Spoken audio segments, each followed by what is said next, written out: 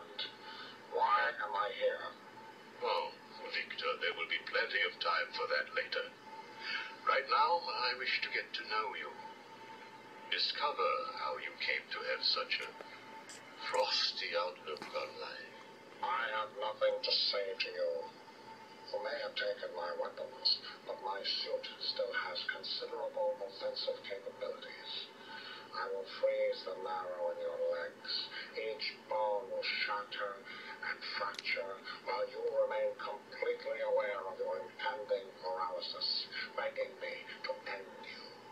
I don't think that you will do that, Victor. Really? Why not? Simple. If you hurt me, your wife will die.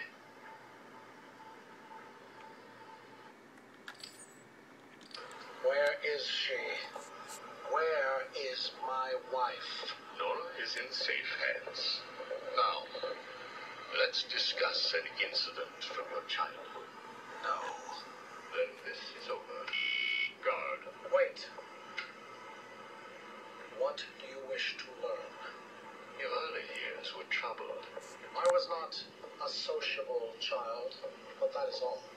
Even your parents disowned you.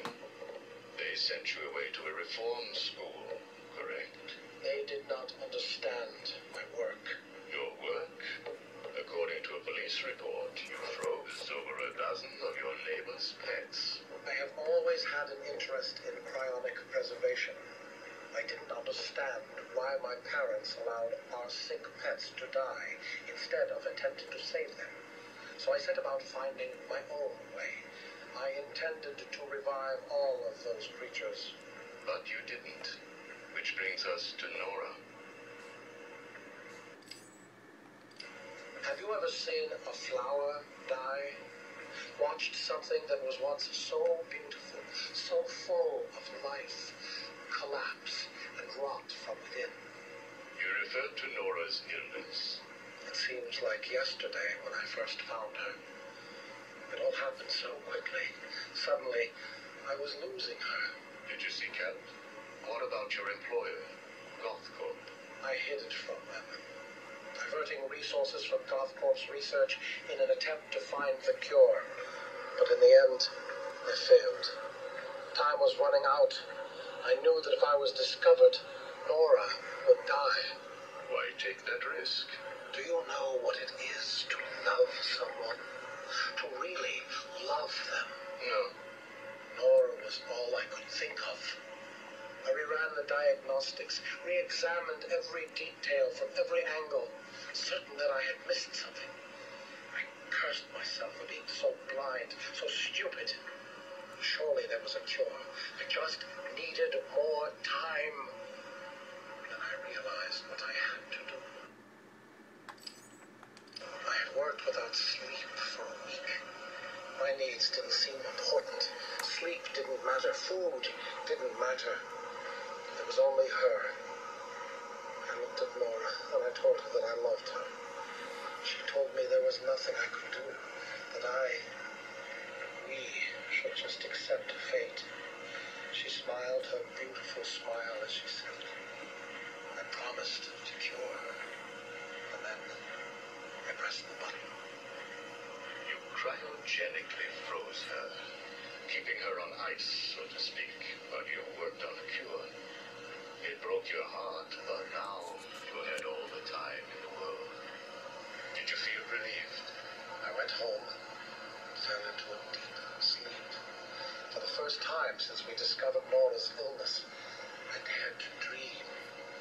But for weeks I had ignored my superior's attempts to contact me. The next morning I overslept. By the time I got to the lab, Ferris Boyle, the CEO, was there waiting. What did he do? He accused me of industrial espionage, which I denied. But then his guards found Nora. Boyle told me that, like all of my research, she belonged to him. I was enraged. I attacked him.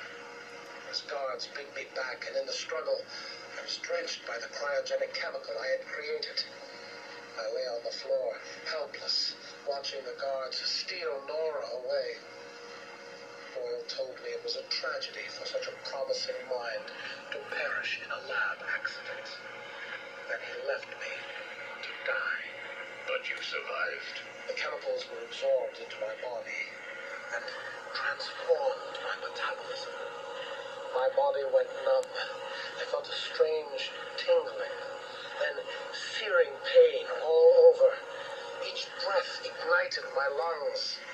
I clawed my way back to a refrigeration unit. As I closed the door behind me, I felt an icy chill calm my aching body. Things suddenly seemed clear. What seemed clear? Finding a cure for Nora? No. Revenge. Boyle would pay. You failed to kill Ferris Boyle, though, didn't you? Yes. Why?